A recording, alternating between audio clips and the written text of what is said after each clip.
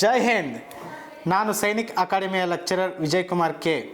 ಇವತ್ತು ನಾವು ವಿಡಿಯೋ ಮಾಡ್ತಾ ಇರೋ ಉದ್ದೇಶ ಏನಪ್ಪ ಅಂತ ಅಂದರೆ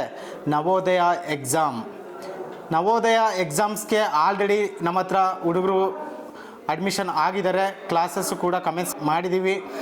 ಆದ್ದರಿಂದ ಆದಷ್ಟು ಜನ ಬೇಗ ಬಂದು ನಮ್ಮ ಅಕಾಡೆಮಿಗೆ ಸೇರ್ಕೋಬೋದು. ಈ ಎಕ್ಸಾಮ್ ಏಪ್ರಿಲ್ ತಿಂಗಳಲ್ಲಿ ನಡೆಯುತ್ತೆ.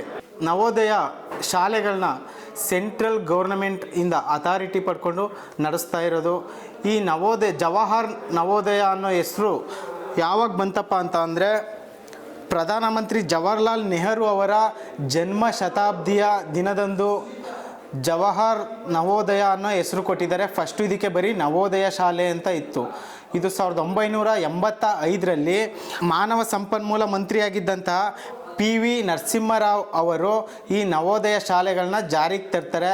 ಆ PV ನರಸಿಂಹರಾವ್ ಅವರು ಮುಂದೆ ಭಾರತದ ಪ್ರಧಾನಮಂತ್ರಿಗಳು ಕೂಡ ಆಗ್ತಾರೆ.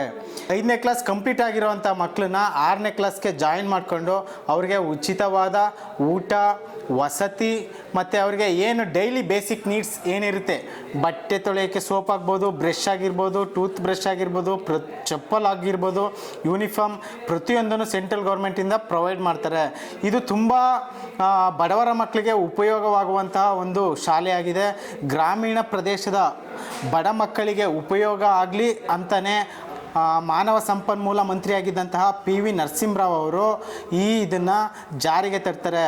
ಈ ನವೋದಯ ಶಾಲೆ ಅನ್ನೋದು PV ನರಸಿಂಹರಾವ್ ಅವರ ಕನಸಿನ ಕೂಸಾಗಿರುತ್ತೆ. ಮತ್ತು ಅದನ್ನು ಜವಾಹರ್ಲಾಲ್ ನೆಹರು ಅವರ ಜನ್ಮ ಶತಾಬ್ದಿ ದಿನಕ್ಕೆ ಜವಾಹರ್ಲಾಲ್ ನವೋದಯ ಶಾಲೆ ಅಂತ ಹೆಸರನ್ನು ಪುನರ್ ನಾಮಕರಣ ಮಾಡ್ತಾರೆ. ನವೋದಯ ಶಾಲೆಗೆ ಆದಷ್ಟು ಬಡವರ ಮಕ್ಕಳಿಗೆ ಉಪಯೋಗ ಆಗಲಿ ಅಂತ ಎಕ್ಸಾಮ್ನ ಕಂಡಕ್ಟ್ ಮಾಡ್ತಾರೆ.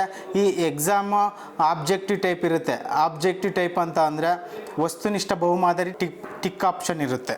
ಈಗ ಹೆಚ್ಚು ಕಡಿಮೆ ನಮ್ಮ ಭಾರತದಲ್ಲಿ ಒಟ್ಟು 557 ನವೋದಯ ಶಾಲೆಗಳಿದ್ದಾವೆ. ಈ ನವೋದಯ ಶಾಲೆಗಳಿಗೆ 80% ಭಾಗ ಗ್ರಾಮೀಣ ಪ್ರದೇಶದ ಅಭ್ಯರ್ಥಿಗಳಿಗೆ ಮೀಸಲಾತಿ ಕೊಡ್ತಾರೆ. ಮತ್ತು ಹುಡುಗಿಯರಿಗೆ 1/3 ಭಾಗದಷ್ಟು ಮೀಸಲಾತಿ ಕೊಡ್ತಾರೆ. ಪರಿಶಿಷ್ಟ ಜಾತಿ ಮತ್ತು ಪರಿಶಿಷ್ಟ ಪಂಗಡಕ್ಕೆ ಅವರ ಜಾತಿಗೆ ಜನಸಂಖ್ಯೆ ಆಧಾರದ ಮೇಲೆ 1% ಮೀಸಲಾತಿಯನ್ನು ಕೊಡಲಾಗುತ್ತದೆ. ಅರ್ಹತೆ ಬಂದು ಇವರಿಗೆ 3, 4, 5ನೇ ತರಗತಿಯನ್ನು ಗ್ರಾಮೀಣ ಪ್ರದೇಶದಲ್ಲಿ ಸರ್ಕಾರದಿಂದ ಮಾನ್ಯತೆ ಪಡೆದ ಶಾಲೆಯಲ್ಲಿ ವಿದ್ಯಾರ್ಥಿಗಳು ಓದಬೇಕಾಗಿರ್ತದೆ. ಈ ನವೋದಯ ಶಾಲೆಗೆ ಅರ್ಹತೆ ಬಂದು ಮಕ್ಕಳುಗಳು 3, 4, 5ನೇ ತರಗತಿಯನ್ನು ಸರ್ಕಾರದಿಂದ ಮಾನ್ಯತೆ ಪಡೆದಿರುವಂತಹ ಶಾಲೆಯಲ್ಲಿ ಅಭ್ಯಾಸ ಮಾಡಬೇಕಾಗಿರುತ್ತೆ. ಅಂದರೆ ಗೌರ್ಮೆಂಟ್ ಸ್ಕೂಲೇ ಆಗಬೇಕು ಅಂತ ಏನಿಲ್ಲ. 3, 4, 5ನೇ ಕ್ಲಾಸ್ನ ಸರ್ಕಾರದಿಂದ ಮಾನ್ಯತೆ ಪಡೆದಿರುವಂಥ ಸ್ಕೂಲು, ಅದು ಪ್ರೈವೇಟ್ ಆದರೂ ಓಕೆ, ಬಟ್ ಗೌರ್ಮೆಂಟಿಂದ ಆಥರೈಸ್ ಆಗಿರಬೇಕು.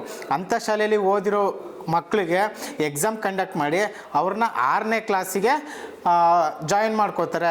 ಈ ಶಾಲೆಗೆ ಒಂದು ಸಲ ಜಾಯಿನ್ ಆದರೆ 6ನೇ ಕ್ಲಾಸಿಂದ 12ನೇ ತರಗತಿ up to second year PUC ವರೆಗೂ ಅವರಿಗೆ ಉಚಿತವಾಗಿ ವಸತಿ ಜೊತೆಗೆ ಶಾಲೆಯನ್ನು ಕಲಿಸ್ಕೊಡ್ತಾರೆ.